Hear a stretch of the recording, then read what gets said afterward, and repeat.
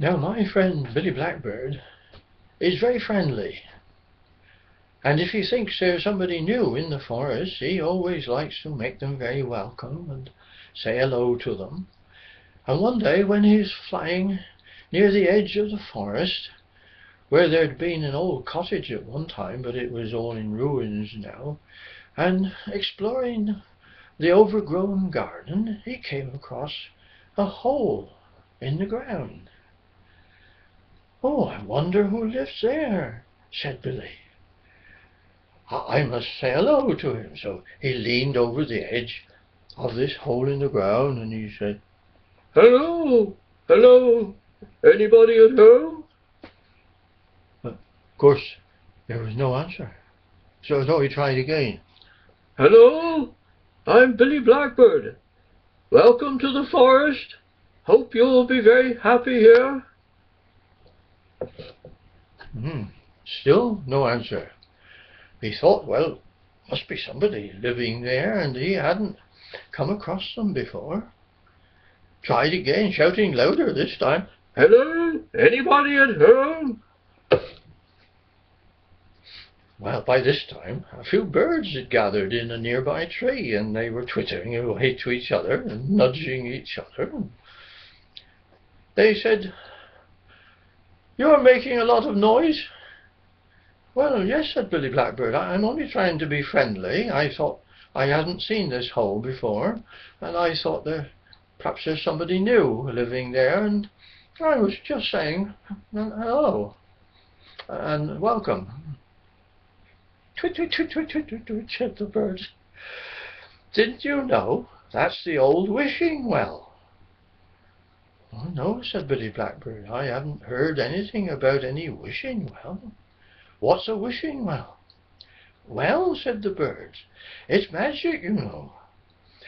If you can find a white stone and drop it down into the well, you can make a wish, and your wish will come true." Oh, Billy beamed with pleasure. "Magic," he said. "Oh, I would like a bit of magic. And what shall I wish for?" So he went hunting around to see if he could find a white stone, and he found one. And he dropped it down the hole, and he leaned over and he said, "I would like a garden of flowers at the bottom of my tree. Thank you very much." Ever so pleased that he'd been able to make a wish. And so he went back to his tree where he lived, expecting to see a whole host of flowers already at the bottom of his tree, but no. "Well, I suppose it takes time for the magic to work," he said. So he went to bed that night. And next morning, of course, when he woke up, he went down to the bottom of his tree and looked around. It was just as bare as usual. "Well," said Billy Blackbird, "how long does it take for the wishes to come true?" Well, days went by, and still nothing happened. And by this time, Billy was beginning to think that he'd been fooled. After all, he dropped his stone in the wishing well and made his wish. What more could he do? Well, one day, as it happened, he was sitting at the bottom of the tree, looking at the bare earth and feeling very disappointed, when suddenly there was an upheaval of the earth right in front of him, and up popped a little head, and it was Monty Mole. "Hello," said Monty Mole, "where am I?" "Well," said Billy, "actually you're under my tree, Billy Blackbird." "Oh," I said, "I never know where I'm going to come up when I start digging. I do like digging, you know. Is there anything I can dig up for you?" "Well," said Billy Blackbird, "now you mention it, could you dig up the earth here around my tree, if you like digging?" "Oh, yes," said Monty Mole, "that's great. I'll dig and dig and dig, and you won't know it when I've finished. And sure enough, he dug and he dug and he dug through the earth here and he threw the earth there, and soon there was a nice patch of dug up earth underneath Billy Blackbird's tree. And when Billy Blackbird saw it, he thought, well, now the earth is dug up, perhaps I'd better put some seed in. So he went hunting around to the wayside flowers and into some of the gardens in the village, gathering little seeds from the flowers.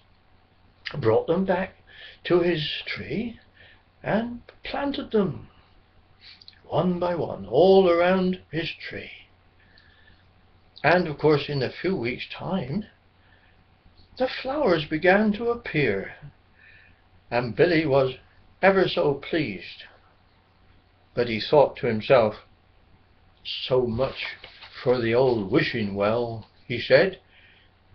I'm going to make sure nobody else is fooled like I was. So he wrote a notice and he put it up. I don't think you can read that. There you are, yes. He put it up by the wishing well, so that nobody else would make the same mistake that he did. The wishing well was no good. It was out of order. And he stuck it there by the wishing well. Now, a few days later, Dr. Owl came to see him. I want a word with you, said Dr. Owl. Yes, said Billy Blackbird. I understand that you've been putting a notice on the wishing well down in the forest. Well, yes, said Billy Blackbird. I did, as a matter of fact, because I made a wish and it didn't come true. So the wishing well must be out of order, and I didn't want anybody else to be fooled like I was. Well, said Dr. Owl, what did you wish for? Well, as a matter of fact, said Billy Blackbird, I wished for a garden of flowers under my tree. Oh, did you now? Said Dr. Owl. By the look of it, you have got a garden of flowers under your tree.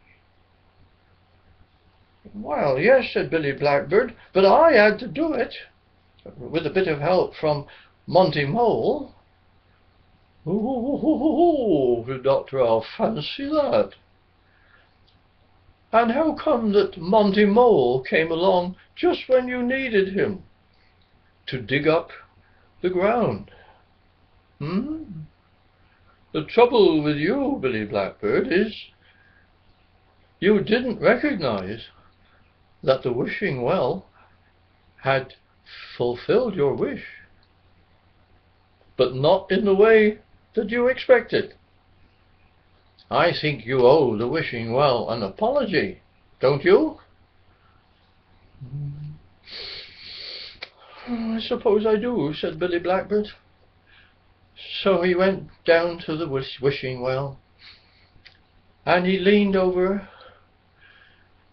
and he apologized. I'm ever so sorry that I thought you were out of order. Please may I make another wish? Please help me not to be a silly Billy. Well, we'll have to wait to see whether that wish will come true.